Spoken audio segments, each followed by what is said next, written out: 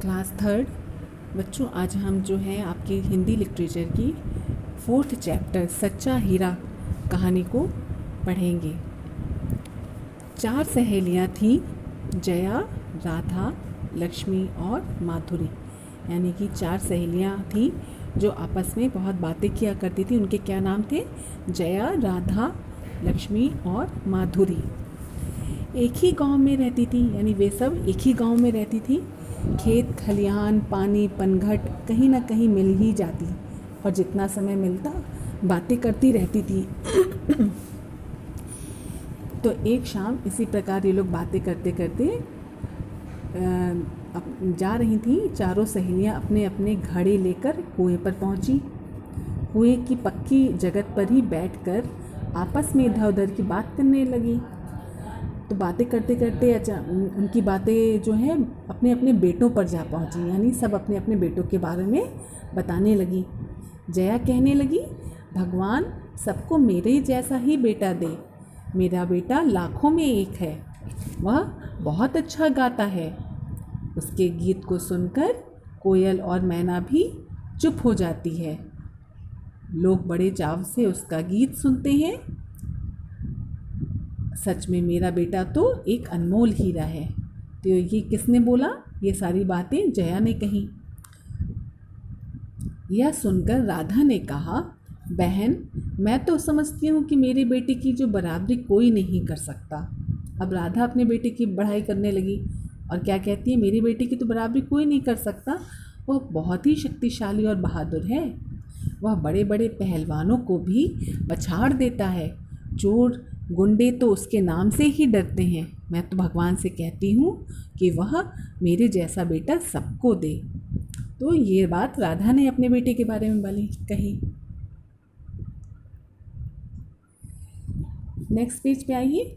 दोनों की बात सुनकर लक्ष्मी भला क्यों चुप रहती? अब जो 4 सहेलियों में जो तीसरे नंबर की लड़की थी लक्ष्मी, वो भी क्यों चुप रहती? वह भी अपने आप को रोक ना सकी। वह बोली, रहने भी दो बहन, मेरा बेटा क्या है, साक्षात बृहस्पति का अवतार है। वह जो कुछ पढ़ता है एकदम उसको याद हो जाता है। ऐसा लगता है मानो उसके कंठ में सरस्वती का वास हो। बड़े बड़े विद्वान उसका लोहा मानते हैं।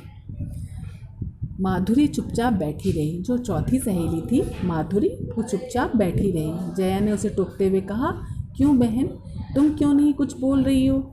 तुम्हारा भी तो बेटा है, तुम भी अपने बेटे के बारे में कुछ बताओ।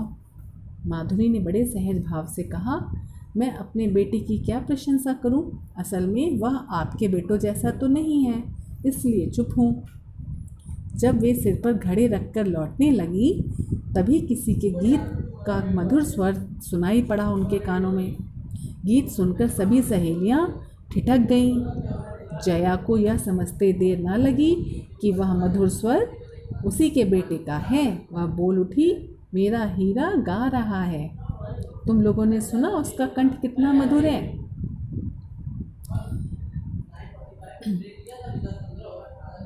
तीनों सहेलियां बड़े ध्यान से पहली वाली सहेली के बेटे को देखने लगी। वह गीत गाता हुआ उसी रास्ते से निकल गया।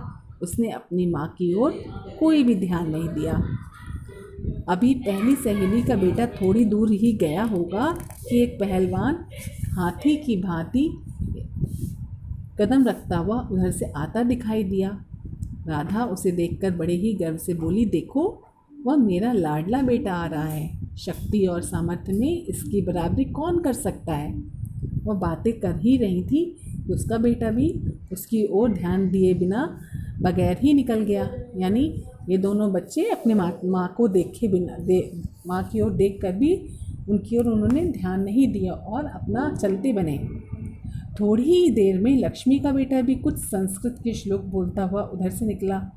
लक्ष्मी ने गदगद स्वर में कहा, देखो यह है मेरी गोद का हीरा।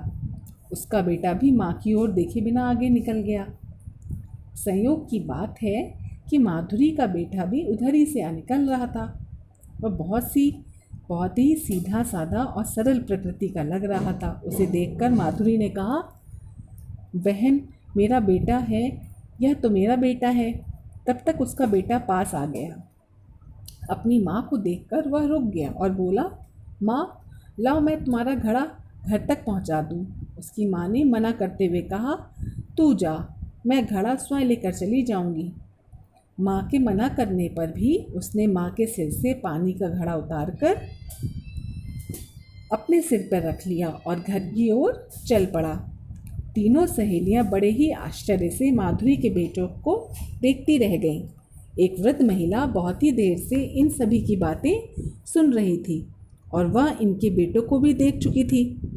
वह इनके पास आकर बोली, देखती क्या हो, सच्चा हीरा वही है जिसे अपनी माँ के कष्टों की चिंता है। तो बच्चों, ये आपने कहानी पढ़ी और सुनी। इस कहानी में 4 जो सहेलियां हैं सभी अपने बेटों का गुणगान कर रही हैं, पर वास्तव में सबसे अच्छा बेटा किसका था? माधुरी का।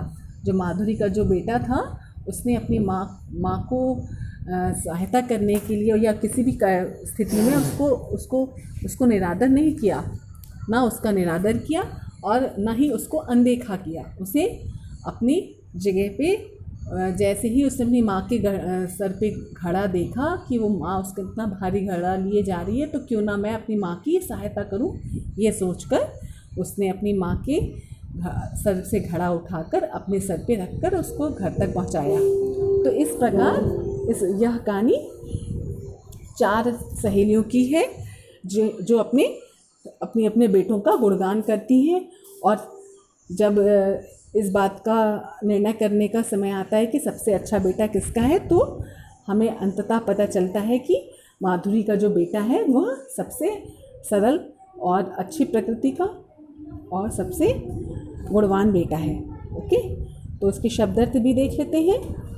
पनघट मने कुएं का स्थान, अनमोल जिसका मूल्य ना हो, कंठ गला,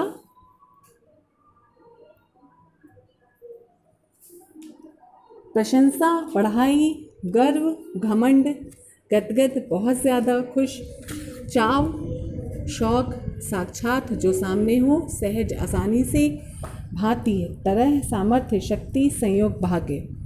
तो ये इस प्रकार आपके शब्दार्थ थे। मौखिक क्वेश्चन है, 4 सहेलियां कहाँ पर बैठकर बातें कर रही थी? 4 सहेलियां कहाँ पे बैठ के बातें कर रही थी?